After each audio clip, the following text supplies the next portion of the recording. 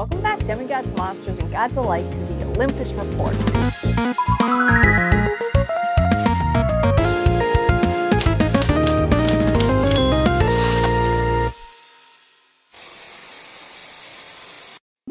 The Percy Jackson marketing team is really just phenomenal.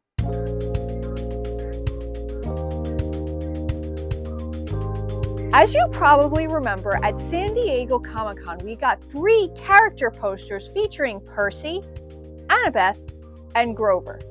I mistakenly left these out of my last poster breakdown video, but these posters were phenomenal and deserve to be talked about. They gave us our first look at Percy, Annabeth, and Grover, but today we got new and improved versions of those posters. We got character posters for Percy, Grover, and Annabeth, and they are just phenomenal. Wait until you take a look at these Half-Bloods. Up first, Percy.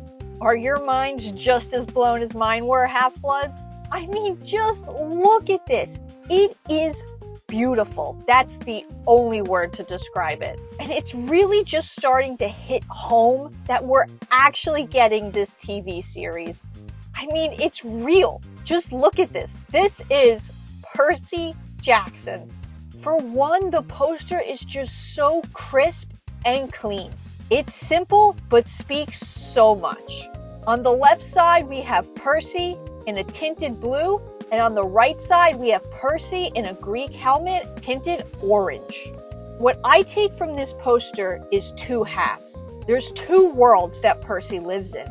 The left side, the mortal world, and the right side, the gods world. The left shows that Percy is just a 12-year-old kid, but when you look at the right side, it goes so much deeper than that. He's a 12-year-old demigod.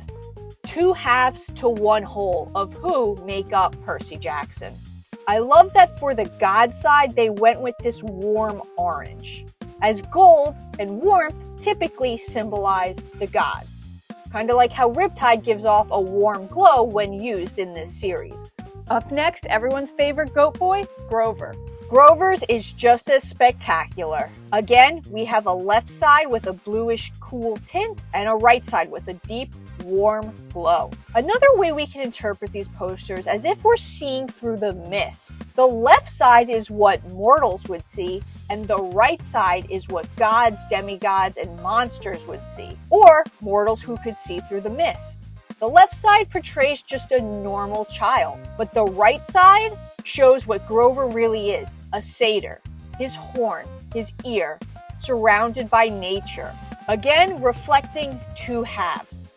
Yes, these are character posters that are showcasing the characters, but they are so more well thought out than just that. There's the surface layer of just the image, but a deeper meaning behind it.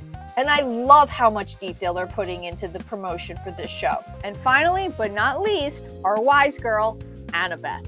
Annabeth's poster may be my favorite. It's very similar to Percy's, with the left side showing just Annabeth and the right side showing Annabeth in a Greek helmet. But when you look into Annabeth's eyes, so much emotion is portrayed. And I think Leah's profound talent has a lot to do with that. She's conveying so much with just this look. Almost a sorrow to Annabeth. Because when you really think about it, Annabeth's story is really tragic. She did not have it easy. Much like Grover and Percy, there's 2 halves to 1 whole.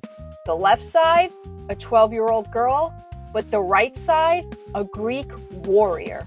We've seen it before, but for the first time in detail, we can get a really good look at Annabeth's necklace.